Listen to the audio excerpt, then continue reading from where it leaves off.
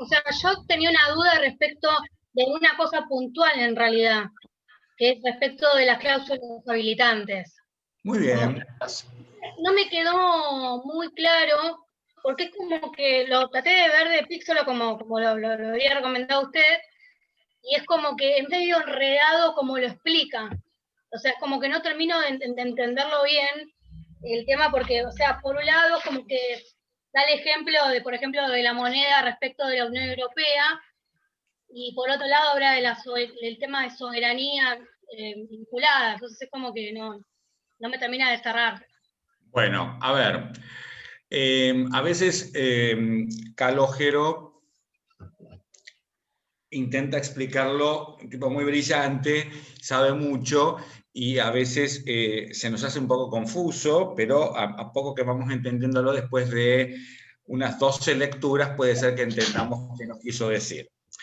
Lo estoy cargando a Calogero en realidad, nada, es un chiste. A ver, el tema es que es una cuestión compleja entenderlo, y más porque él cuando lo explica en el tratado que tiene, lo va relacionando, y para explicarlo abarca mucha info que por ahí todavía no tenés vos. Entonces, por ahí, una vez que tengas esa info y lo vuelvas a leer, dices, mirá qué fácil que era esto.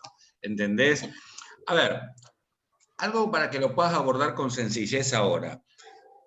Él intenta explicar que las constituciones tienen cláusulas que pueden determinar el camino de la integración y el camino del derecho comunitario, permitiéndolo y dando los mecanismos, o no permitiéndolo, o limitándolo. Entonces vos tenés que entender como una cláusula habilitante aquella que efectivamente le permite desde el poder constituyente, le permite al constituido poder hacer una atribución o una cesión de soberanía. Porque este es el planteo que Calogero se hace, que para mí es brillante. A ver, vos cuando hablas de derecho de la integración, estás hablando de soberanía, de compartir un poquito de tu soberanía. Entonces, no es lo mismo que alguna otra cuestión de la que no puede haber ninguna duda respecto de la capacidad de los órganos. ¿Entendés? Acá es fundamental tener en claro en el texto constitucional quién tiene esa atribución y cómo. Entonces, para eso se arma una cláusula habilitante. ¿Entendés ahora? Sí, ahora entendí. Más gráficamente ya lo entendí.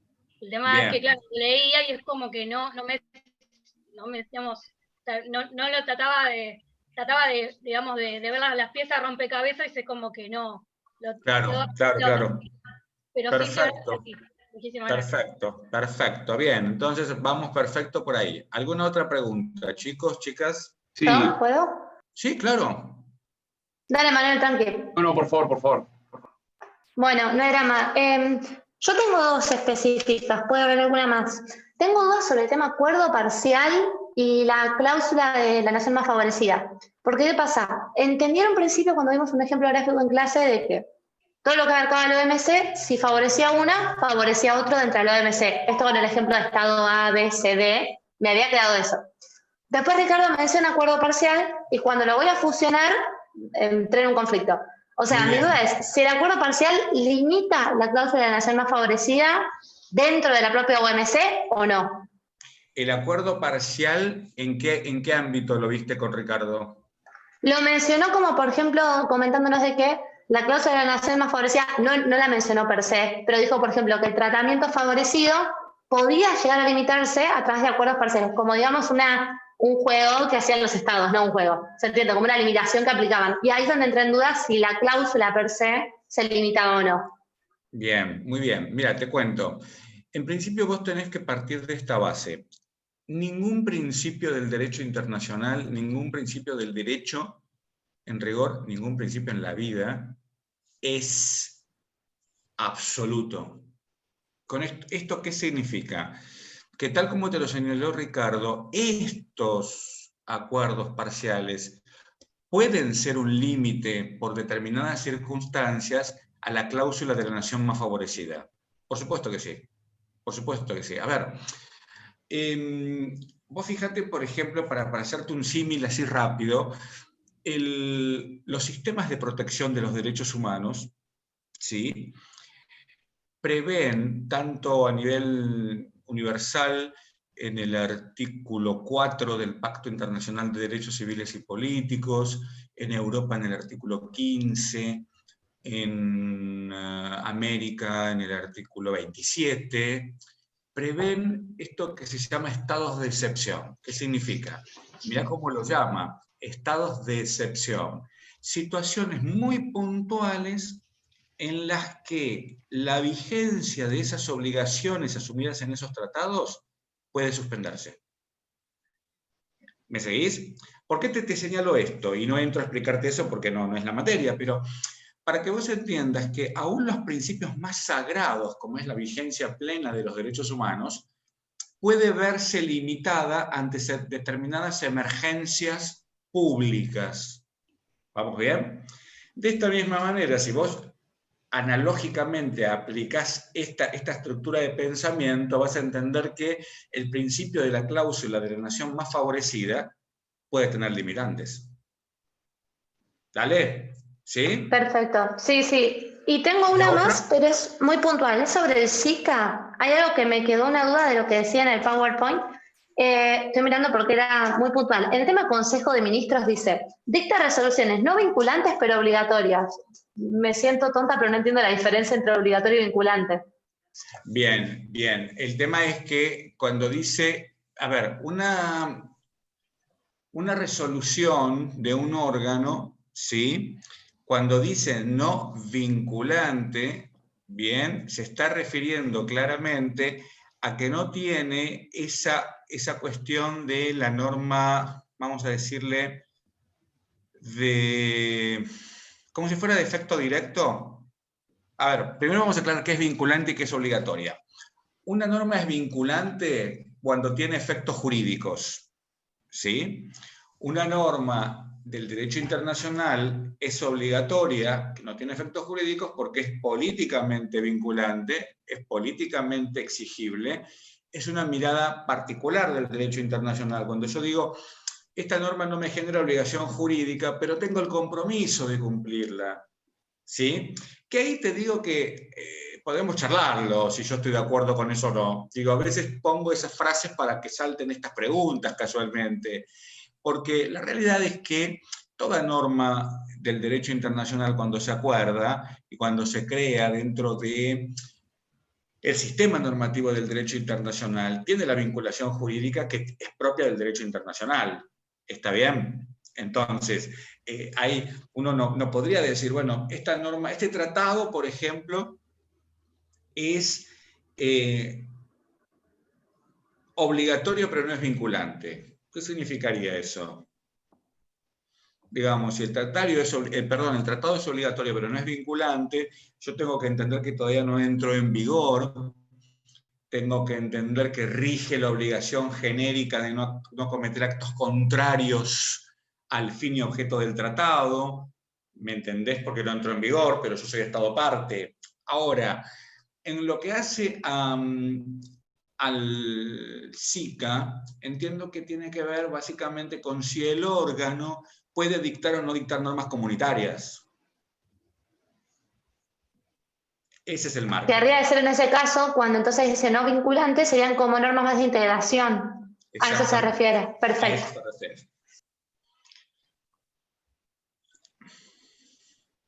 ¿Bien? Listo, las mías. Dale, muy bien. ¿Alguna otra pregunta, alguna otra participación?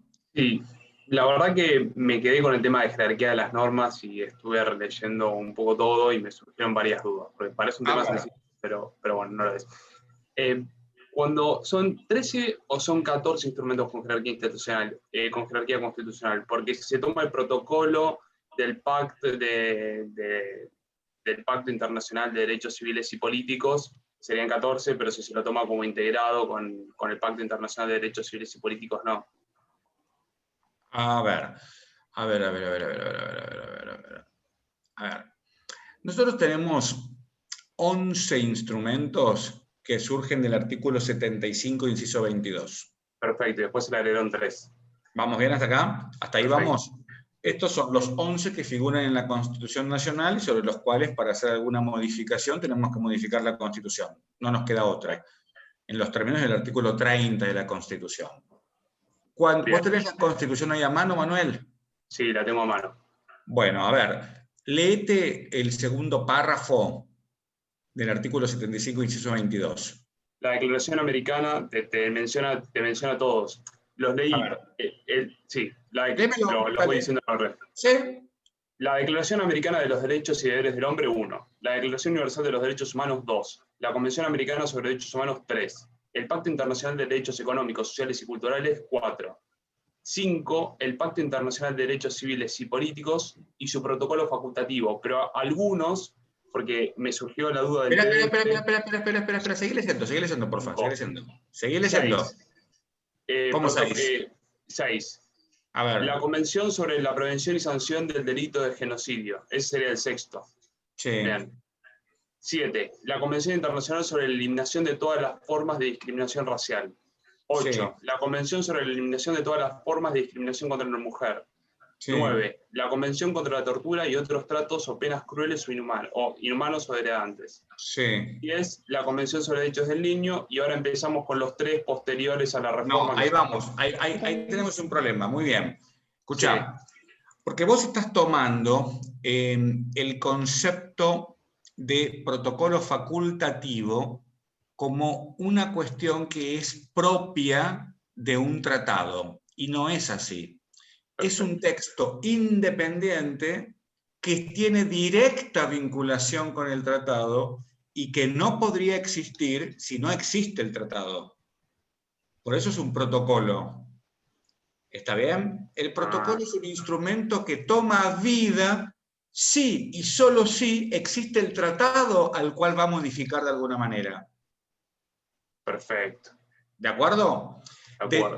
De esta manera vos vas a entender con mucha claridad que yo puedo ser parte del tratado y no ser parte del protocolo. Genial. Pero jamás podría ser parte del protocolo sin ser parte del tratado. Exacto. ¿De acuerdo? Entonces, vos ahí tenés 11 instrumentos. Sí. ¿Está bien? Va bien. Ahora sí, ahora sigamos. Ahora, perdón, respecto a esto, para no irnos del hilo. Para no volver, dale. Claro, ¿tendríamos en el examen quizás que enumerar los tratados o con decir, digamos, que están los 11 de la Constitución y los 3 incorporados, sería suficiente? Yo tengo la sensación de que Cintia quiere que le cuente que le voy a preguntar mañana. No, pero por ejemplo, si hablamos del orden constitucional, si podemos decir, por ejemplo, no sé, primero está la Constitución junto a los tratados internacionales de derechos humanos aprobados por el artículo 75, inciso 22, más los 3 agregados después, si estaría bien nuestra respuesta así o si hay que enumerar uno por uno, porque quizás yo... Lo que pasa es que depende que te pregunte. Yo lo que te pido es que vos conozcas cuáles son los tratados que están mencionados y cuáles son los que tienen jerarquía constitucional, ¿de acuerdo? Pero no sé si te voy a pedir que me los enumeres, la verdad que desconozco qué voy a hacer. No, está bien. Yo quería saber la importancia que le daba la enumeración. Perfecto. Sí, es importante porque hay textos, por ejemplo, no sé, los relativos a la protección de los derechos de la mujer. Hay 2 en particular, uno tiene jerarquía y el otro no, por ejemplo. Qué sé yo, para decirte algo, ¿de acuerdo? Entonces, o ponele, como mencionó Manuel, Manuel habló del tratado, y mirá qué interesante traer esto que vos decís, Cintia, porque Manuel termina de entender su pregunta. Vos tenés el Pacto Internacional de Derechos Civiles y Políticos, tiene 2 protocolos, de los cuales la República Argentina es parte de los 2. Sin embargo, le dio jerarquía constitucional a 1. Esto es interesante, ¿de acuerdo? Entonces, obviamente que si estuviéramos en derechos humanos analizaríamos por qué, los alcances, etcétera, etcétera, pero lo cierto es que tiene solamente 1 jerarquía, ¿de acuerdo? Y por ahí es interesante saber que en lugar de ser el segundo que tiene jerarquía, es el primero. El primer protocolo facultativo al Pacto Internacional de Derechos Civiles y Políticos. ¿Dale? ¿Sí? Está bien, buenísimo. Entonces, por ahí, en ese sentido es importante. No, por favor. Entonces, Manuel, sigamos. Teníamos luego que no están en la Constitución. Que no están en la Constitución, la Convención Interamericana sobre Desaparición Forzada de Personas. Después, la Convención sobre Imprescriptibilidad de los Delitos de Lesa Humanidad y Crímenes de Guerra. Y ahora, recientemente, la Convención sobre Personas con Discapacidad. 2014. Perfecto. ¿Cuál es la...? Ahí son 14 instrumentos. Correcto, son 14 instrumentos. ¿Cuál es el otro protocolo facultativo? ¿Difiere el año o difiere el nombre? ¿De qué? Del protocolo, del segundo protocolo facultativo. Es que no tiene jerarquía, no está, vos no lo mencionaste. No, lo sé, pero para saberlo, el segundo protocolo facultativo del Pacto Internacional de Derechos Civiles y Políticos es del año 88. Y es el relativo a la abolición de la pena de muerte. Bien, bárbaro. ¿Ok? Muy bien. Bueno, a ver, entonces... Tengo más dudas, sí. Dale. Porque me hice un lío, la verdad, cuando lo estuve viendo otra vez. Porque de lo que se lee, se ve que los tratados de derechos humanos con jerarquía constitucional, yo particularmente no los pondría al mismo nivel que la Constitución, los pondría un escalafón más abajo. Pero en el esquema que está armado en el PowerPoint está armado a nivel horizontal. ¿Cómo tendría que ser? Mirá, esto tiene que ver con una cuestión de orden, si se quiere, semántico, estructural de la propia Constitución. La Constitución dice que estos instrumentos son complementarios.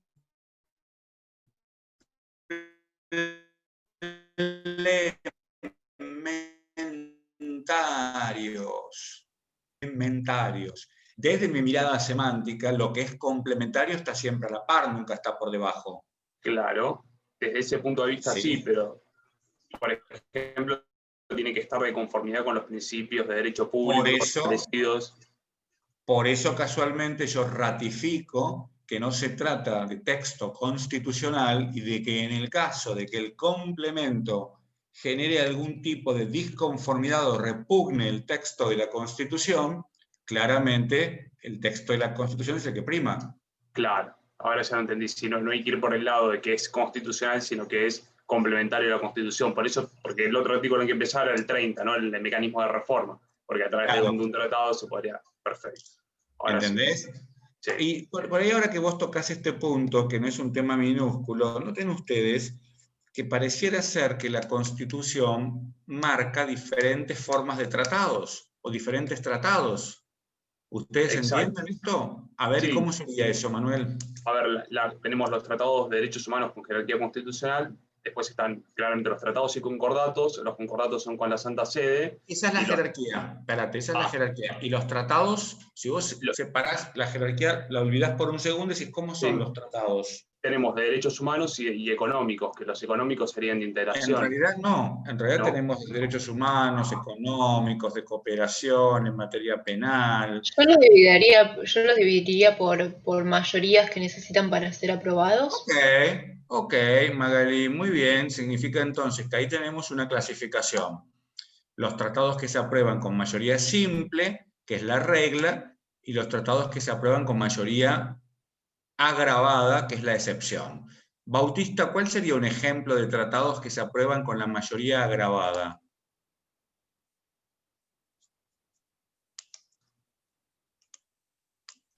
Los de derechos humanos, por ejemplo.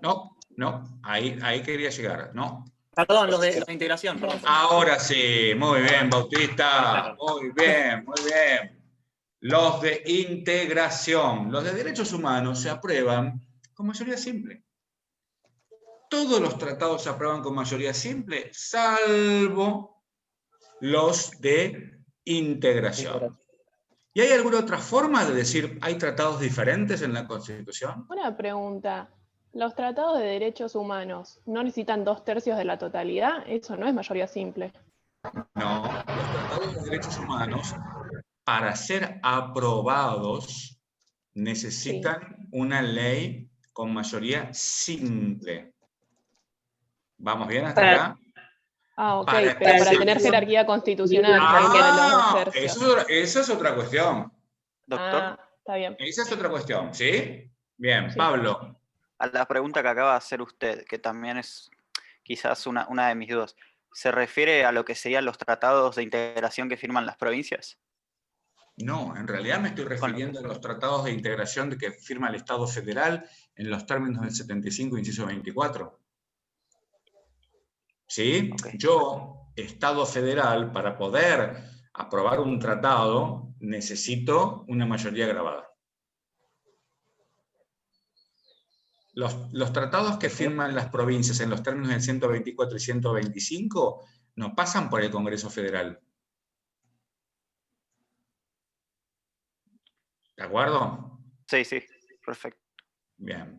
Entonces, muy bien. Entonces los tratados los únicos dos tipos de tratados que necesitan mayoría agravada son los de integración y los que serían con jerarquía constitucional. No. Los únicos tratados que para ser aprobados necesitan una mayoría agravada son los de integración. Ok, o sea, sí, para darle la jerarquía constitucional, no para aprobarlo. Ahora sí, para darle la jerarquía es otro tema. Ese es otro tema. Bien. ¿Vamos bien? Entonces tenemos, por ejemplo, por mayorías, ¿y qué otra manera tenemos de agrupar tratados, de clasificar tratados? Los que son susceptibles de adquirir jerarquía constitucional y los que no. Muy bien, los que tienen jerarquía y los que no tienen. Perfecto. Bien. Bueno, a ver, más dudas. A mí no me quedó claro, profesor. Perdón. Dale. Que a mí no me quedó claro bien a partir de qué nivel de integración se requiere una organización internacional, si el tercero o del cuarto.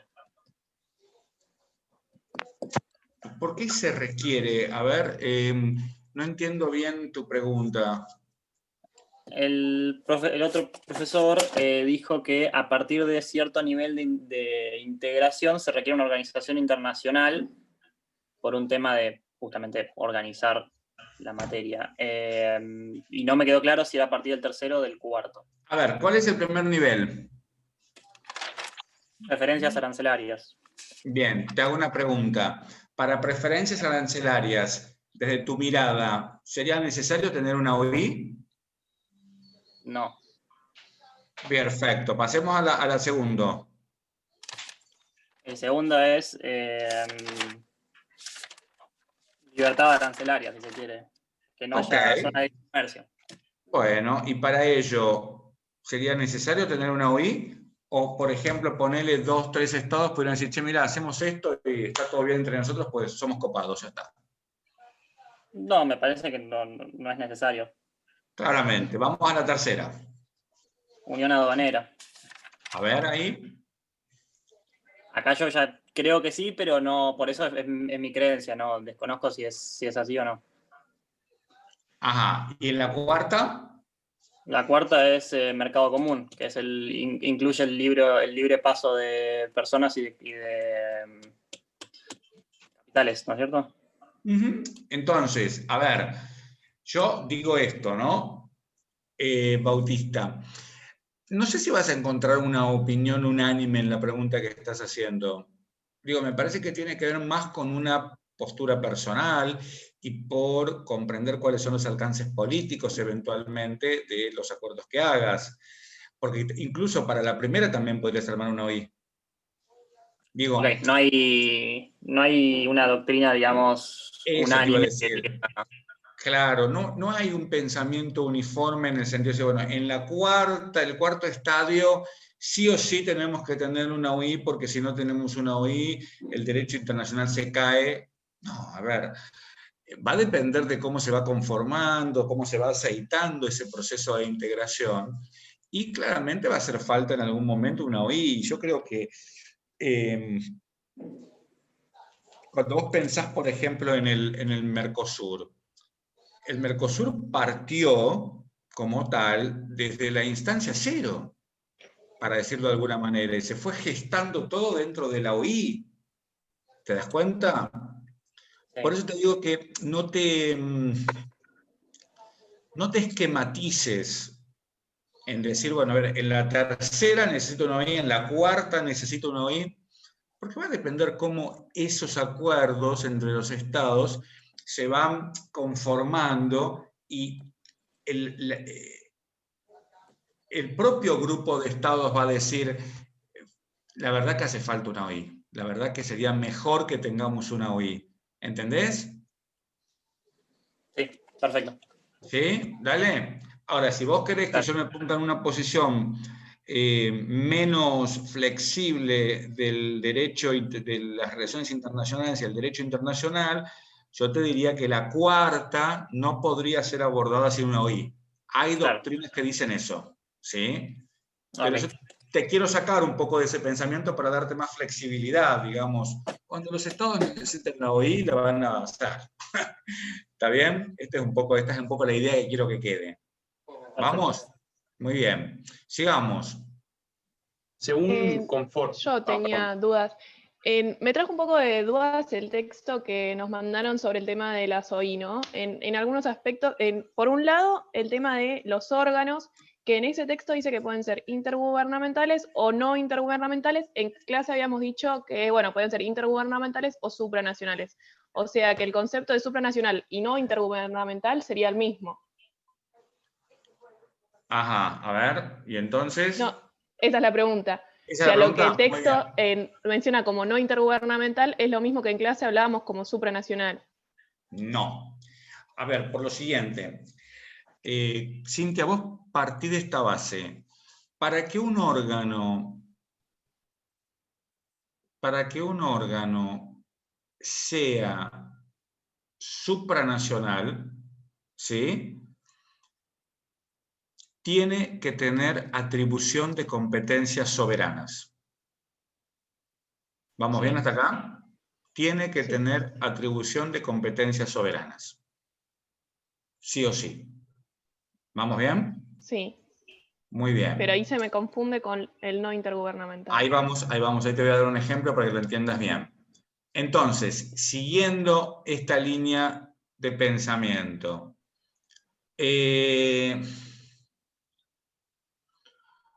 es claro cuando un órgano es intergubernamental porque está conformado por representantes de los gobiernos, de los estados. Sí. ¿Sí? Ponele, en la Organización de Naciones Unidas, ¿sí?, yo te diría, la Asamblea General es un órgano intergubernamental. Sí. La Corte Internacional de Justicia no es un órgano intergubernamental, es un órgano internacional. Y no es supranacional tampoco. No es supranacional, porque no tiene atribución de competencias soberanas. Cuando se crea la Corte en el 45, no existía el concepto de atribuir el ejercicio de la competencia soberana. ¿Vamos bien? Entonces, sí. Entonces, y entonces, ¿cómo diferencio cuando es supranacional? Porque a mí me había quedado el concepto de que uno decía, bueno, tal órgano es supranacional porque no está conformado por representantes de los estados, o sea, no hay una participación directa de los estados, sino que, por ejemplo, habíamos hablado de, si no me equivoco con usted o con el otro profesor quizás, el tema de las comisiones de la Unión Europea, por ejemplo, Comisión de Agricultura o de lo que fuera, en el que hay una persona que representa los intereses generales de esa OI y no particularmente los intereses del Estado del que es nacional. Claro, lo que pasa es que ahí la confusión nace, Cintia, porque vos partís de la base de que en la Unión Europea se aplican los principios del derecho internacional. Y ahí viene un problema, porque no es así. Claro, porque es de derecho comunitario en ese caso. Es derecho comunitario, entonces es otro tema. Después lo charlamos cuando veamos Europa, después en la segunda parte. Sí. Céntrate en esto.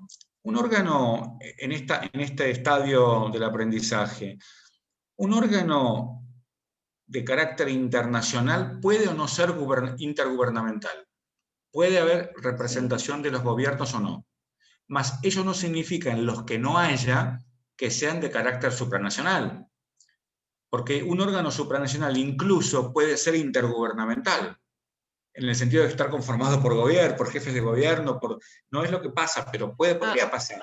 Podría pasar que sea supranacional e intergubernamental a la vez. Por ejemplo, vos tenés en la Comunidad Andina de Naciones, tenés el Consejo Andino de Ministros de Relaciones Exteriores, que es un órgano conformado por representantes de estados, por lo cual sería intergubernamental, si vos querés, así lo podemos decir, pero a su vez se le atribuyeron competencias soberanas.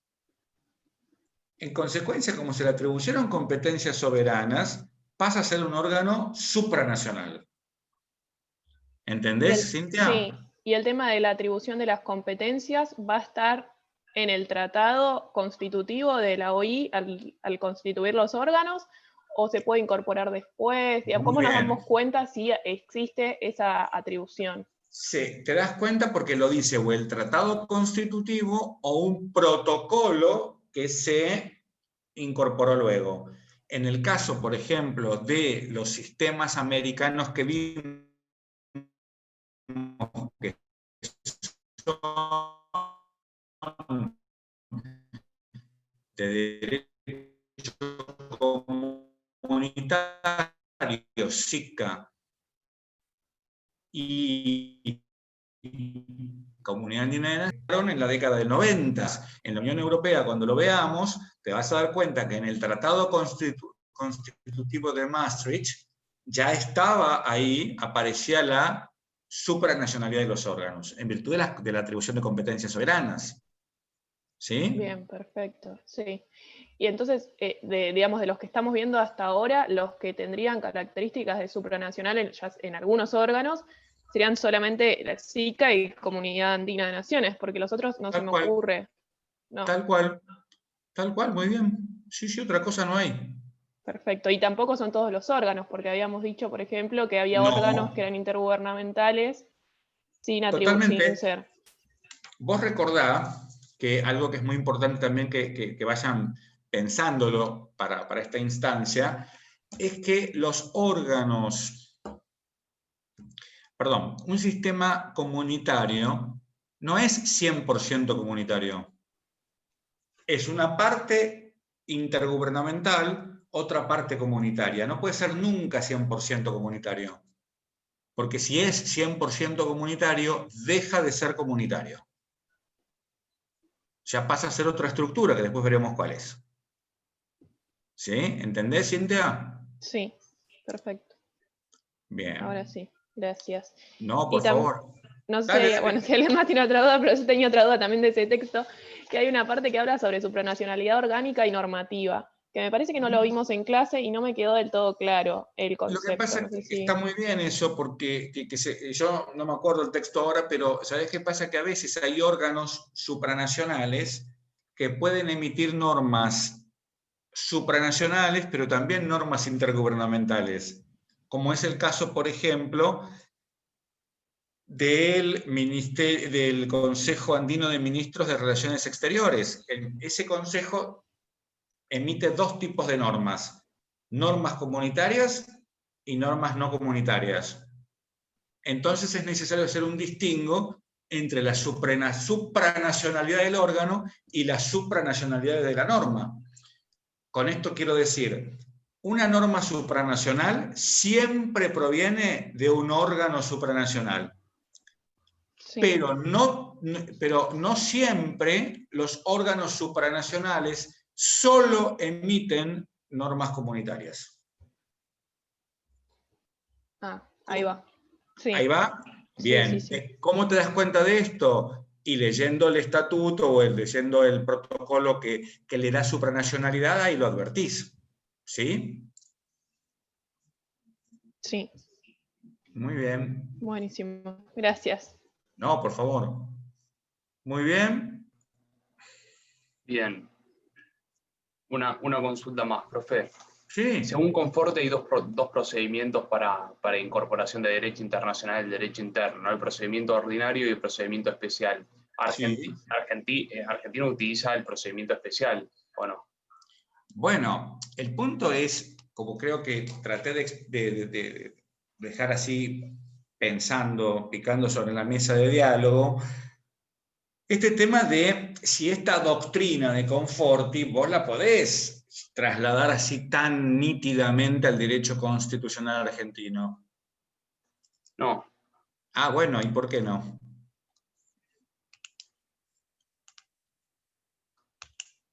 La verdad, el texto, cuando se hizo trabajo práctico, cuando en la segunda lectura empiezan a haber más complicaciones. Porque después dice, en una parte dice, a pesar de que ambos procedimientos se compadecen con los postulados teóricos del dualismo. Y para mí, lo que pasa es que es ordinario, bueno, sí, pero... Perdóname, esa es la posición de Conforti. Yo remarcaría si esto es así, pero no importa, vamos a ponerle una tilde con una cara neutra, no carita feliz ni triste, como diciendo, bueno, esta te la dejo pasar, pero después charlamos. Pero me parece que ese párrafo no es el que te tiene que llevar preocupación a vos, o esa sentencia. Me parece que lo que vos tenés que pensar es, a ver, ¿qué me quiere decir este fulano? Que yo tengo dos maneras. O bien, traigo el tratado, lo pongo en una ley mía, y entonces tengo una ley nacional, y luego tengo el tratado, que son similares, son como un espejo. O de lo contrario, traigo el tratado, lo pongo como anexo en una ley vacía, y en esa ley vacía digo, incorpórese el texto del tratado que forma parte integrante del anexo de esta ley. Punto. Dos de forma. ¿No? El tema, obviamente, son las repercusiones que eso trae, ¿no? Después el tema de la inflación, el tema de la modificación. Esperá, no corras, que después la caída duele. Esperá. El punto es que esto está muy piola pensarlo, está buenísimo, pero yo te hago una pregunta.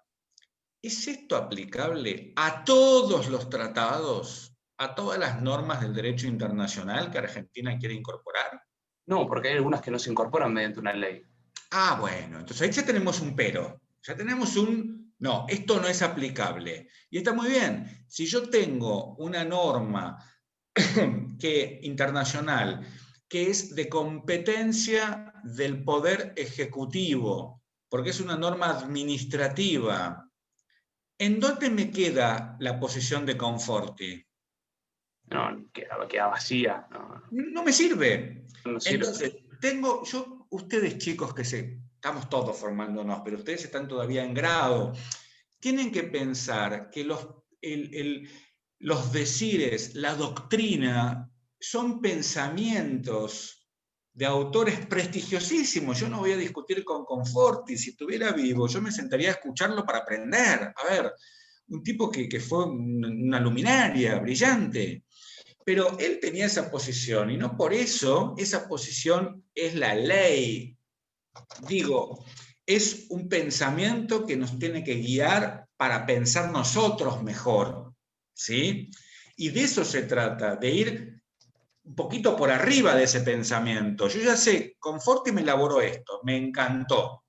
Ahora, ¿yo puedo tomar Conforti 100% en el texto que leí y trasladarlo a nuestra realidad? No sé, yo digo que no. ¿Por qué pienso que no? Chicos, porque hay tratados, como bien dijo Manuel, o normas del derecho internacional, que no necesito el acto complejo federal. Y la posición de Conforti parte del acto complejo federal. ¿Se entiende? En consecuencia, si es así, entonces, digo yo, vale, me parece muy bueno para poder estudiar los problemas que tiene el derecho internacional. No lo minimizo, no lo desestimo el pensamiento, por el contrario, me nutro de ese pensamiento y con ese pensamiento leo mi Constitución. ¿Está bien lo que digo? Perfecto. ¿Bien? Ahora se entendió mejor, sí. Y Bien. una pregunta, un poco relacionado, pero más o menos aplicado el tema del monismo y el dualismo en nuestra Constitución, sí podríamos decir que tenemos un monismo moderado, ¿no? Por el artículo 27. Totalmente. En ese caso hay una aplicación un poco más directa. ¿En qué sentido? O sea, que digamos, lo que decimos de Conforti es que quizás hay una parte que se puede aplicar, pero que en realidad no es tan aplicable a nuestra doctrina, digamos que no hay tanta coincidencia. En cambio, en lo que es monismo, sí hay más puntos de encuentro. A ver, entre la teoría y la realidad de nuestra Constitución, me refiero. Sí, y quizás yo, mira, la misma oración que vos estás diciendo, te la circunscribo ahora de esta manera. Todos aquellos tratados, perdón, vamos a decirlo al revés, no al revés, diferente. Toda normativa internacional que requiera el acto complejo federal para su incorporación a nuestro ordenamiento está perfectamente asimilable a la doctrina de Conforti. 10 puntos. Porque eso sí va a ser así. Claro, porque, a eso me refería con que se encuentra en parte, pero no podemos decir que está completamente aplicado. Totalmente. En cambio, el tema del monismo moderado, sí podemos decir que en nuestra Constitución está presente. Totalmente. Perfecto. Totalmente porque, a ver, ya ahí es la posición del monismo, la posición de Kelsen, modificada por Verdross, etc. Claramente, nuestra tradición es monista moderada, y en ese sentido todas las normas del derecho internacional deben estar sí o sí supeditadas y conformes a los principios del derecho público de nuestra Constitución. No hay otra manera. Bien. Bueno, pero, ¿sí? Perdón, siguiendo con ese lineamiento, profe, estamos hablando en ese caso del derecho internacional, pero en cuanto al derecho de integración y las normas del derecho comunitario, la primacía en cuanto a la supeditación, no sé cómo se dice, pero del derecho interno, ¿cómo es? Lo que pasa es que, ahí vamos, nosotros no estamos en ningún sistema de derecho comunitario. Ajá. Y en mi humilde pensamiento, si tuviéramos un sistema de derecho comunitario, tendríamos que pensar seriamente en modificar nuestra Constitución, quizá. Tendríamos que pensar si ese artículo 27 podría quedar vigente, ¿sí? Y ahí generaría algunas cuestiones que hay que debatir. Digo, esto es para debatir más adelante, ¿sí? Entonces, no tenemos el caso. Sí tenemos el caso de derecho de la integración.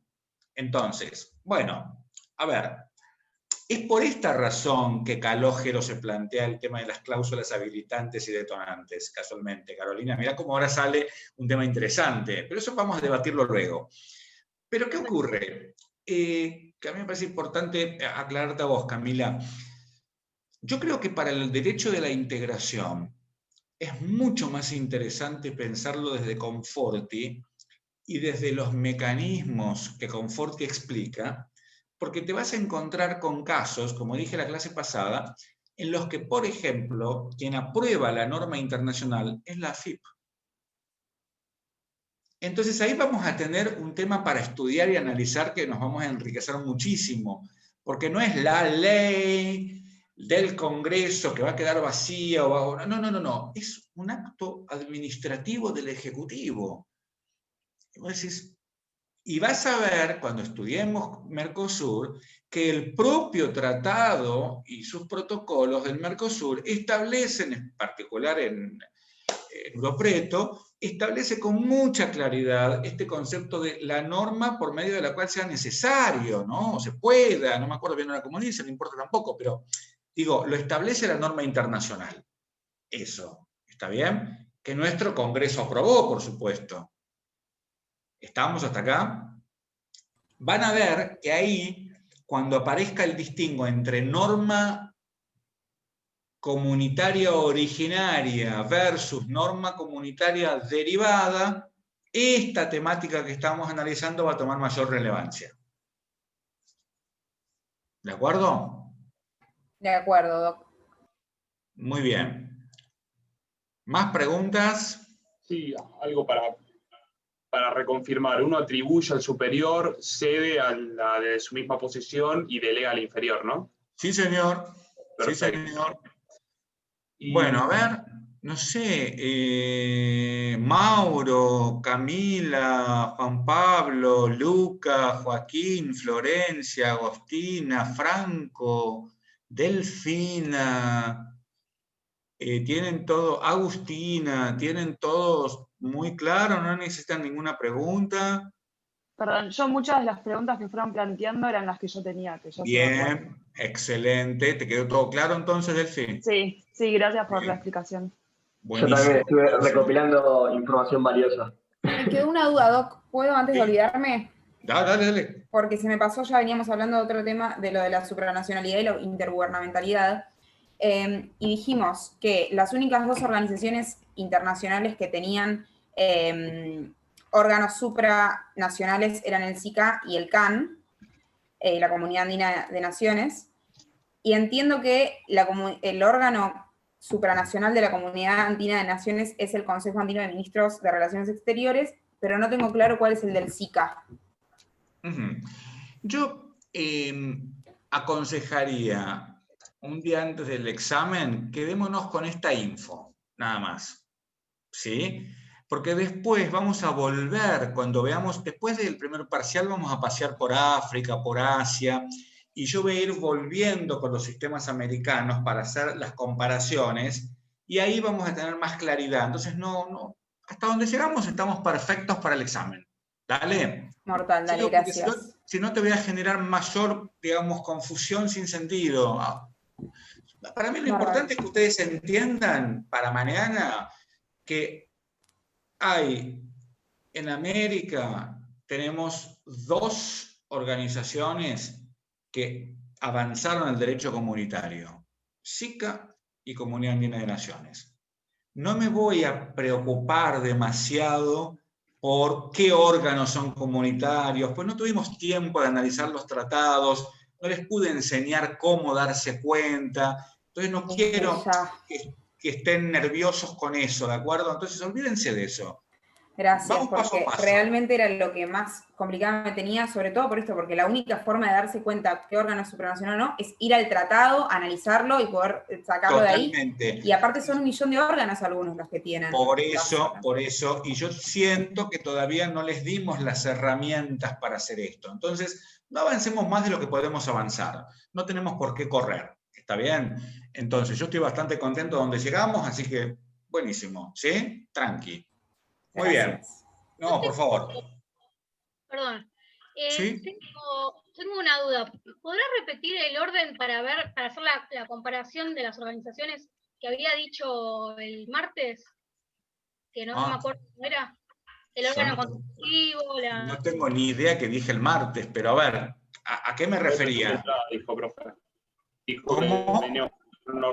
Dijo que teníamos que hacer un cuadro de doble entrada comparando las organizaciones. A ver, yo lo que les sugerí a ustedes para mejor estudiar es hacer un cuadro de doble entrada. Entonces, un cuadro de doble entrada implica en forma horizontal poner algunas variables, en forma vertical poner otras e ir uniendo luego, ¿no? Entonces, por ejemplo, a mí me parecía, se me ocurre ahora en este acto, no sé, en forma horizontal, OMC, Comunidad Andina de Naciones, SICA, NAFTA, CARICOM, que son las que charlamos. Y abajo, por ejemplo, en forma vertical, ¿es sujeto del derecho internacional? Sí, no. Perdón, pero ¿por qué uno de ellos no sería sujeto del derecho internacional? Me mataste ahí. ¿Por qué? Porque algunos están expresamente establecidos en el tratado, ¿sí? Pero otros no tienen esa habilitación, digamos, esa expresión. La OMC, por ejemplo. La OMC es un sujeto del derecho internacional, no cabe la menor duda, ¿sí? El punto es que no tiene un tratado constitutivo como tal. Entonces, sin embargo, por ejemplo, si vos pensás en el SICA en el 94 aparece un protocolo que dice es sujeto del derecho internacional, se autoproclaman sujetos del derecho internacional. ¿Sí? O sea, volvemos a lo mismo de que para saber eso hay que ir sí o sí al tratado / protocolo que... Sí, o digamos, pero volvemos a lo mismo también que dije hace un rato. Esto es a modo para que ustedes tengan la ilustración de la cuestión. En la doctrina a ninguno le desconoce la subjetividad internacional. A ninguno. ¿Sí? Claro, por eso me entré en duda cuando preguntaste si es sujeto de derecho internacional o no, y me quedé como, claro, ¿pero cuál no lo es? El tema es si es sujeto expreso o tácito. Entendido, ahora sí. Pero eso es hilar más finito. Es hilar muy fino. Claro, después tenemos, ¿tiene órganos comunitarios? No sé, no me acuerdo qué otra cosa les dije, pero podría llegar a ser, se me ocurre ahora. ¿En qué etapa está? ¿No? ¿Qué etapas atravesó de la integración? En fin, esto es como para que ustedes puedan mirarlo comparativamente, ¿sí? Recuerden que hay autores que dicen que la OMC no es derecho de la integración. Ah, muy bien, acá me está diciendo Magalí, me está recordando exactamente respecto del mecanismo de solución de controversias, ¿sí? A ver, ¿cuál es el órgano que soluciona las controversias? Por ejemplo, en la OMC tenemos el órgano de diferencias, en el SICA la Corte Centroamericana, la Corte de Justicia, en el CARICOM, la Corte Centroamericana, en el CAN, la Corte de Quito. Digo, ¿no es cierto? No sé, busquen ustedes qué es lo que por ahí les interesaría comparar y cada uno se hace su cuadro. A mí me parece piola como un mecanismo de estudio, ¿sí? Porque para hacer el cuadro tenés que tener la base. Claro, esa era la sugerencia. Perfecto, sí, no, porque lo estaba intentando hacer, pero es como que no me quedaba claro cómo terminar el concepto para hacerlo. Pero... Claro, en realidad es algo como a tu gusto y piacere, ¿no? Sí. Muy bien.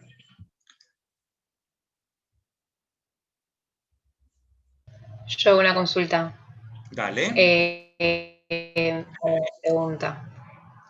El tema de cuando las decisiones son vinculantes, entonces, o no son vinculantes, es básicamente cuando hay un tercero imparcial que toma esa decisión, habíamos dicho, o recuerdo mal.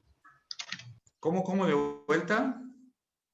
Las decisiones que son vinculantes para las partes van a ser vinculantes siempre que haya un tercero imparcial, es decir, que se van a hacer con el tema de la obligatoriedad y de vinculante, ya no sé si usarlo como sinónimo o no.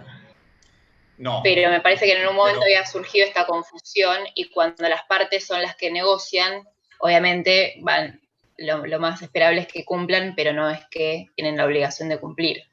No sé si me explico con la diferencia. Sí, pero tenés que pensar esto, Magalí. En derecho internacional, en principio, la norma es vinculante cuando el Estado acepta que sea vinculante. ¿Vamos bien hasta acá? Sí.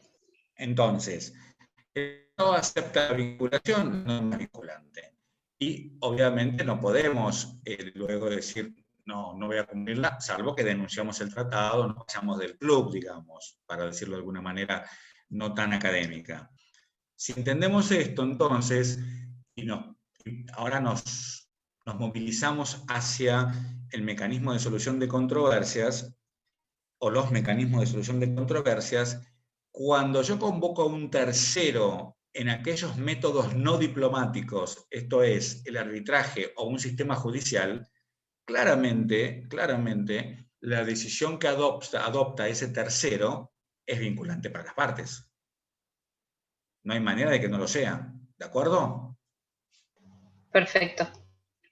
Bárbaro, muy bien. Gracias. No, por favor. ¿Alguna otra duda, chicos? Yo tengo una pregunta. Dale. Escuchando las clases respecto a los distintos sistemas, los 5 que vimos, el CARICOM y el SICA tienen una corte de justicia, ¿sí? Sí. Pero más allá de eso, no como la OMC, que tiene un sistema especial donde se crea ¿cómo se llama? Un grupo especial y demás. La pregunta es, ¿todos los sistemas tienen como base las consultas públicas, el sistema de mediación, o sea, eso es para todos por igual, porque en algunos lados no se habló y tampoco están las diapositivas. Muy bien. Mira, el principio del derecho internacional es que efectivamente cuando hay una disputa, el primer mecanismo es la consulta entre las partes, la negociación directa. Esté dicho o no esté dicho, digo, vamos a ponerlo que esto no se dijo en un texto X, no significa que no se pueda hacer, por supuesto, ¿sí? A veces vos tenés, por ejemplo, no sé, estoy pensando, el Tratado Europeo en materia de derechos humanos, si vos lees, no establece las consultas previas. Pero yo esto te lo pregunto a vos. Implícitamente está, claro. Ahí está, como colega mía. A ver, si yo tengo el conflicto con otro Estado y quiero negociar, ¿quién me va a decir que no? ¿No? Okay. Digo. Entonces, es como una, vamos a decirlo así, como un uso y costumbre del derecho de las relaciones internacionales. Antes de pasar el papelón de advertirle al mundo que no soy capaz de solucionar mis propios temas con colegas, prefiero intentar cerrarlo. Después, si no se puede, vamos a un tercero. ¿De acuerdo? Ok. Eso como principio tenerlo. Y luego, sí, cada sistema va a establecer su mecanismo, ¿no? La mayoría, cuando no hay corte, termina con cuestiones arbitrales o algún mecanismo multilateral como es tan eficaz como es el de la OMC. ¿Está bien? Ok, bien. Y una pregunta más. Respecto a los acuerdos parciales en un sistema de integración, donde lo que se busca es la asimetría entre los estados, ¿no sería que un acuerdo parcial podría perjudicar a los demás estados? Lo que ¿En pasa un es sistema de integración? Sí, los acuerdos parciales dentro de un sistema de integración son la excepción de la excepción de la excepción de la excepción. En caso de emergencia, como usted dijo recién, que los derechos son absolutos y en caso de emergencia se restringen. Algo así. No es una regla, ¿está bien? Okay. Ojo, los derechos no son absolutos, yo no dije eso. Lo que quise decir, ningún derecho es absoluto. No son absolutos, perdón. Ahí está. Ahora sí. Nada es absoluto. El derecho tampoco. Entonces, a ver, ¿qué te quiero decir con esto, Tamara? Cuando se establecen acuerdos parciales, es por cuestiones muy específicas, es por cuestiones que son temporales, y se da toda una explicación, no es, bueno, por ejemplo, yo ahora me junto yo soy argentina, me junto con Brasil y hago un acuerdo parcial y los dejo Uruguay, Paraguay y Venezuela, aunque esté suspendido, tirados. No. Eso es contra el sistema de integración. Pero puedo hacer un acuerdo parcial, temporal, etc., con todas las características de los acuerdos parciales porque la situación lo amerita. Doy cuenta de esto y ya está. No hay ningún problema. Porque pensá que el principio de solidaridad, de reciprocidad, los principios del derecho de la integración, no te permiten hacer acuerdos parciales así como, ¿viste? Somos un grupo de buenos amigos, 10 amigos, entre 2 o 3 hacen su historia y el resto nos quedamos mirando. No, ¿para qué entonces estamos en grupo? No es lo mismo. ¿Entendés? Sí. Ok. Bien. Muy bien. Gracias. No, por favor. ¿Más dudas?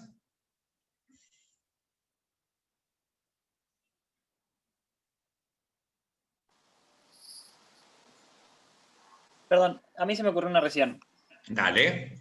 Los mecanismos diplomáticos de solución de controversias, que hemos dicho que tienen las partes la capacidad de decidir si acatan o no acatan esa solución. ¿Se vincula tanto con el principio de soberanía y se podría vincular también con el principio de voluntariedad que tienen las organizaciones internacionales? ¿O no va tanto por ahí? A ver. Porque puede ser que no haya una organización internacional y decidan... eso te iba a decir, me quedé pensando. Pero ¿lo podría si hubiera una organización internacional? Mira, por ahí. En principio, está muy bien la pregunta, Bautista, ¿eh? Muy bien. A ver, primero te corrijo una cuestión de expresión semántica tuya. Dijiste algo que quedó como... Más que principio de característica por ahí, ¿no? No, espera. Como quedó como que los mecanismos diplomáticos son aquellos en los que las partes aceptan como algo dicho por no sé por quién. No, a ver, lo expresaste mal, pero después en la grabación va a surgir cuando reveas la clase. Vos tenés que decirlo de esta manera. En los mecanismos diplomáticos, las partes conservan la facultad de decidir y deciden por sí cómo solucionar sus conflictos. ¿Vamos bien? Ya sea con la ayuda de un conciliador, con un negociador, en el proceso, un proceso de mediación, lo que sea, cualquier proceso diplomático, esa es la característica. Las partes conservan para sí, ¿sí?, la facultad de cómo resolver el conflicto y deciden cómo se resuelve. Ponele que vos y yo somos dos estados y tenemos un problema de límites, ¿sí? Entonces decimos, no, che, mira, vamos a hacer una cosa, vamos a tomar el pico más alto y ahí hacemos, resuelto. Bien, celebramos un tratado bilateral, lo firmamos, todo 10 puntos, todo el mundo nos felicita porque no nos fuimos a las piñas, es decir, el conflicto armado, y terminamos en un acuerdo, estamos todos felices. ¿Está bien? Ahora, si no nos ponemos de acuerdo, indudablemente tiene que intervenir un tercero. ¿Me entendés? Que en ese caso sería la Corte Internacional de Justicia. Como nosotros con Chile, con la reina. Bueno, ¿ves? Cuando tuvimos el conflicto con Chile, nosotros buscamos diferentes soluciones diplomáticas, ¿de acuerdo? Y se solucionó por esa vía. ¿Vamos bien hasta acá?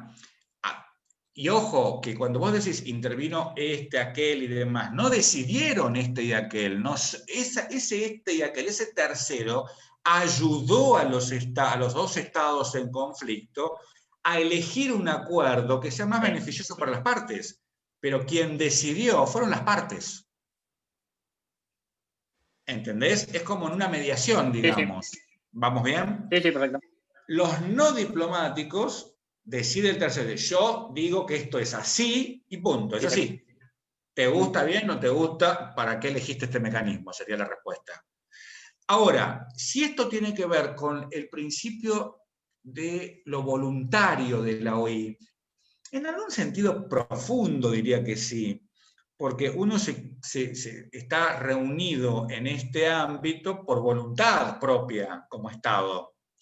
Ahora, si soy muy específico y muy concreto y digo mecanismos de controversia, mi estimado, entonces te tengo que contestar que no. ¿Por qué te contesto de esta manera y no te doy una posición? Insisto, porque no quiero que vos te encasilles con un pensamiento. Y quiero que veas la flexibilidad que tiene el derecho. ¿Me entendés? Entonces, creo que está bueno que lo pensemos de esta manera y después vemos cada caso en particular cómo lo aplicamos. ¿Está bien lo que digo, Bautista? Perfecto. Muy bien, muy bien. Gracias. No, por favor. Bueno, gente, ¿más preguntas? ¿Más preguntas a las 10? ¿Más preguntas a las 9? A las 8. Marcelo, cuando antes de terminar la última clase, mencionó la jerarquía con respecto a las leyes provinciales. Y ¿cómo sería ese tema? Porque en el PDF no lo vi bien. A ver, si yo tengo un tratado que firmó Salta la Linda, con Chile, qué sé yo, con Bolivia, poner. O sea, estoy inventando, ¿eh? ¿Dónde lo ubicás vos jerárquicamente a ese tratado? Yo lo ubicaría por debajo de las leyes nacionales. Claramente. ¿Y dónde específicamente? Artículos 124 y 125 de la Eso, ahí estamos hablando de la Constitución Nacional. Ahí te fuiste nuevamente a... El marco jurídico que posibilita a las provincias ser tratados que tienen que estar de conformidad, ¿no?, con la política exterior, que tienen que tener acuerdo del Senado, etcétera, etcétera. Pero escuchame, Manuel. Escuchá. Si vos lo ubicás debajo de las leyes, que está bien, no podés luego irte a la razón jurídica por lo cual lo ubicás debajo de las leyes, sino que tenés que ponerlo en la razón jurídica por lo cual está debajo de la ley, en este caso en concreto, porque la fuente, esto es, el origen que tuvo ese tratado, radica naturalmente en el 124 y 125 de la Constitución Nacional, pero el tratado en sí mismo, cuando Salta dijo, oh, el 124 y 125, acá el experto es Mauro igual en este tema, no yo, pero bueno, a ver, cuando Salta dijo, che, yo ahora puedo firmar un tratado, y yo no tengo ese tratado, ¿dónde está ubicado jerárquicamente? Debajo de las leyes nacionales. ¿En dónde? Como una ley provincial. Ok. El bloque provincial. Ahora sí, entre Nicolás, Natalia fueron sacando la respuesta. Muy bien. Ese tratado en particular está dentro del bloque constitucional de la provincia de Salta. Para saber si es una ley o cómo ubicarlo, tengo que estudiar la Constitución de la provincia de Salta. Está muy bien ponerlo debajo de las leyes federales porque todos los bloques constitucionales están debajo de las leyes federales. Pero el punto es ¿dónde? En el bloque constitucional de la provincia de Salta. ¿Está bien? Ahora sí, claro. Entonces, debajo del bloque constitucional nacional iría el bloque constitucional provincial que corresponde. Exacto. ¿Se acuerdan? Ah, no, claro, acá lo tuvimos. Si hubiéramos tenido un La pizarrón... y la jerarquía de cada bloque constitucional provincial va a depender de la constitución de cada provincia. Por supuesto. Por supuesto. Perfecto. Por eso no lo estudiamos, digamos, porque si no tenemos que estudiar 24 constituciones. A mí me encanta, pero digamos, no vamos a dar la materia. No llegamos.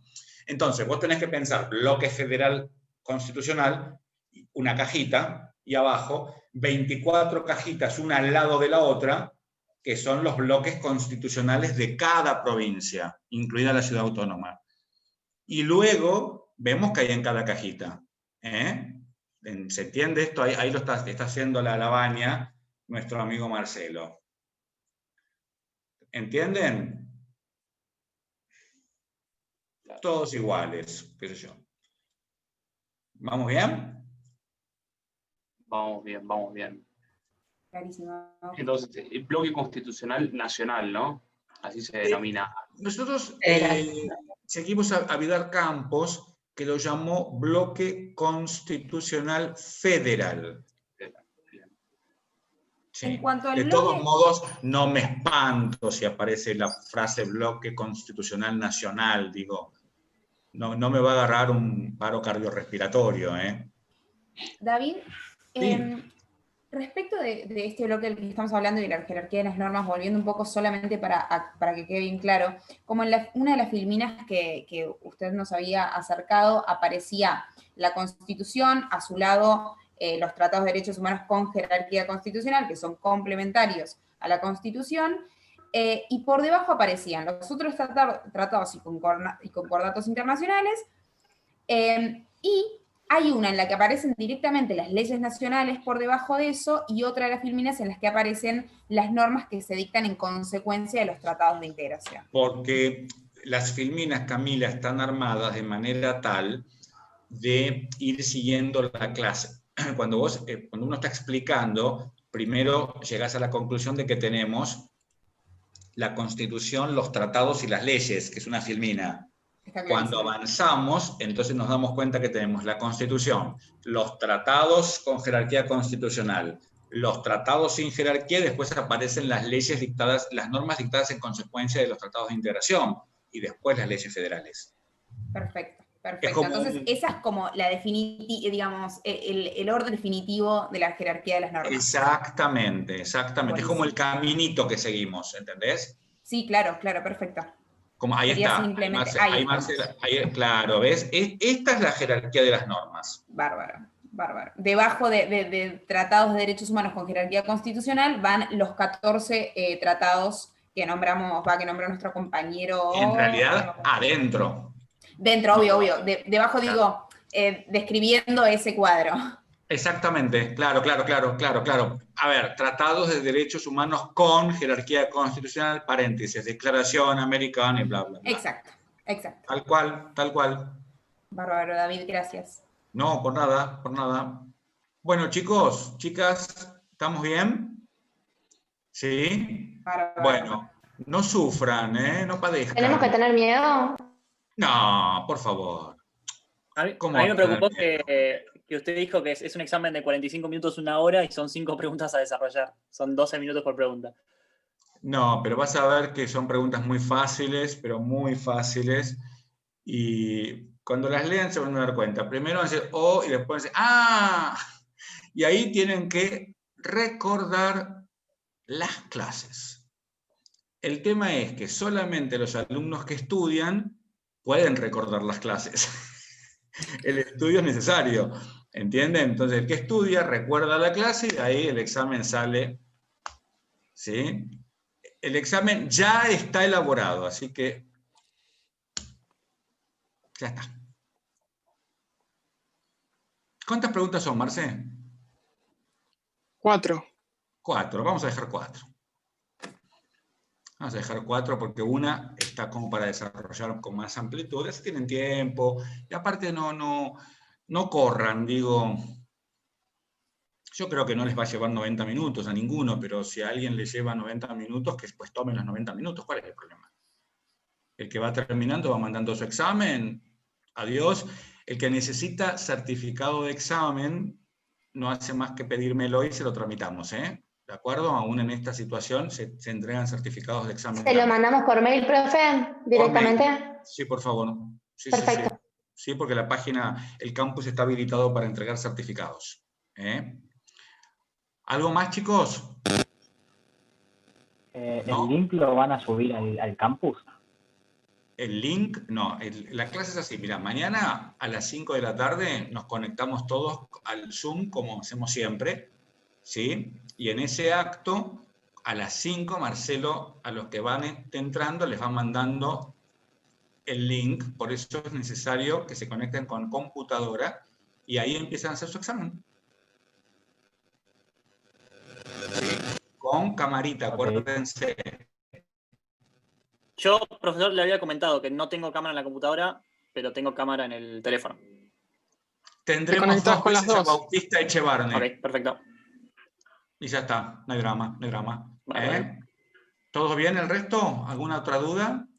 Tamara quiere hacer una pregunta, pero no se le escucha. No es pregunta. Tamara, a ver. No se te escucha nada. Ahí sí, ahí sí. ¿La perdimos? Ahí ya no, creo que cortó. El tema que estás en internet está conectándose de datos. Ya tengo otra comisión, por eso ya lo venía diciendo. Pobre. Bueno, no hay drama. Si no, cualquier cosa preguntan en el grupo de WhatsApp y se le contestará, no hay ningún problema, chicos. Sí, ahí está Tamara, ahí está de vuelta. Ahí veo que se está conectando. Yo quería avisar que a mí el cable me lo habían dado de la semana pasada, me lo vienen a instalar mañana, porque yo tengo el teléfono. Y la computadora no tengo más. Si yo mañana no llevo el teléfono por ahí, lo voy a conectar, o sea, cuento con eso. Ok. Escúchame, Tamara. ¿Vos me escuchás bien a mí? ¿Sí? Bueno, yo te escuché la mitad. Lo único que entendí es que mañana te van a conectar el cable y que estás dependiendo un poco de esa circunstancia. Ok, hagamos esto. Hablemos mañana para no anticiparnos a situaciones problemáticas que quizás no existen, y si eventualmente hay alguna dificultad, lo charlamos y buscamos la solución. Quédate tranquila.